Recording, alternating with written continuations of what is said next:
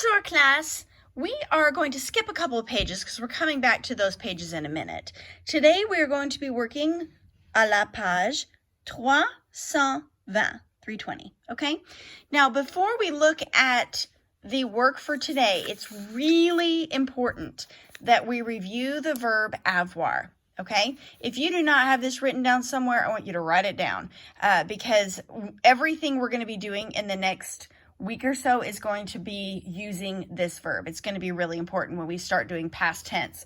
All right, so just as a review, the verb avoir means to have, okay? So if I want to say like I have a dog or I have a family, I have a house, anything you have, that's this verb.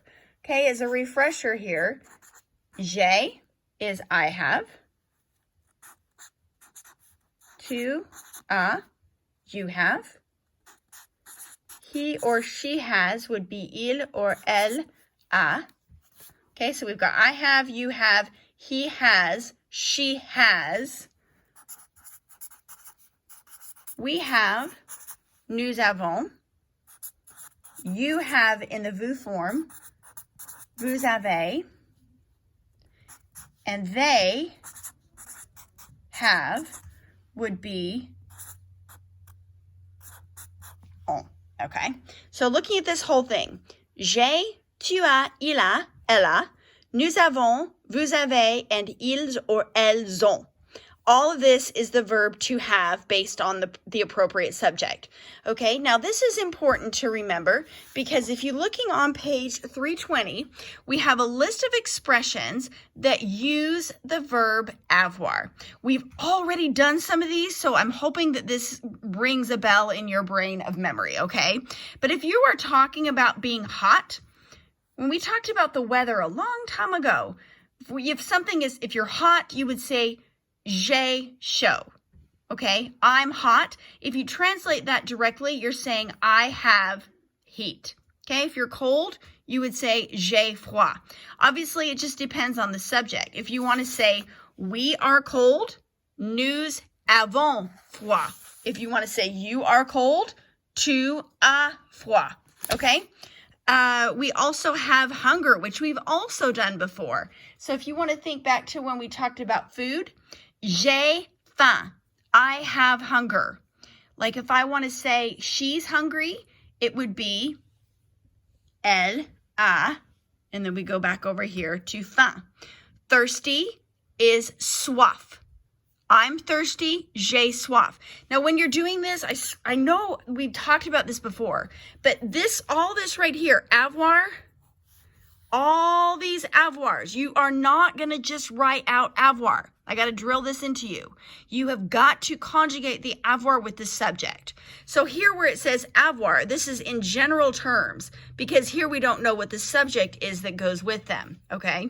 So keep that in mind when you're doing your work. The avoir is conjugated according to the subject like you see on this page, okay? If this does not make sense, please let me know. We also have avoir raison is to be right, avoir tort is to be wrong, and avoir de la chance is to be lucky. So if I want to say we are lucky, I would say nous avons de la chance. I'm right, j'ai raison.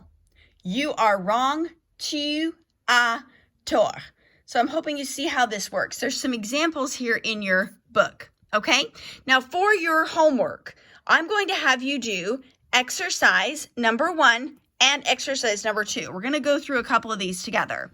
Now, if you look at exercise number 1, what you're going to do is say whether the following people in each sentence are right or wrong, okay? But you've got to do the appropriate subject based on the sentence. So let's do number 1 and number 2 together.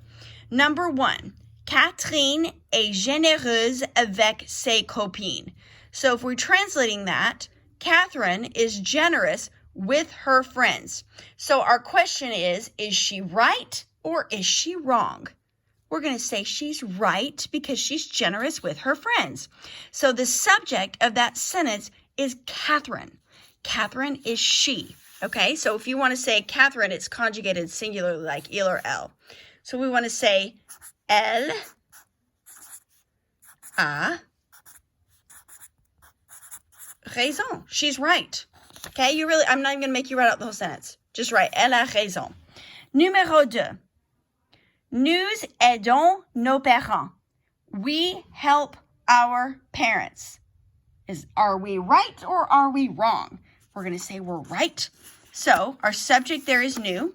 So we're saying we are right. Nous avons raison. Okay, so each of those we're talking about either avoir raison or avoir tort, but the avoir has to be conjugated according to the subject that you see here. Okay, so if you guys get these wrong, I'm going to come back at you and we'll have to redo it. Now, if you look at exercise number 2, there are a few more options here. We've got avoir faim, to be hungry, avoir soif, to be thirsty, avoir chaud is to be hot, avoir froid, to be cold, and avoir de la chance, to be lucky. So you're going to read the sentence and decide which of these options works with that sentence. Okay? So numéro 1, tu veux un soda. You want a soda. The logical answer is you are thirsty. So once again, our subject has got to match. So here the subject is tu. Tu as soif. So really translated directly, that means you have thirst. Okay? You're thirsty. Number 2, Jean-Pierre mange une pizza. So if he's eating a pizza, he's hungry. So we're going to say il a faim. All right, so notice, here's our avoir conjugated with our subject. Okay, so go ahead and go through the rest of these. Please let me know if this is not making sense, because it's really important that you understand the usage of this verb avoir before we move on. Okay, I hope you have a très bonne journée. Remember, your assignment is exercise number 1 and number 2 à la page 320. Okay, au revoir.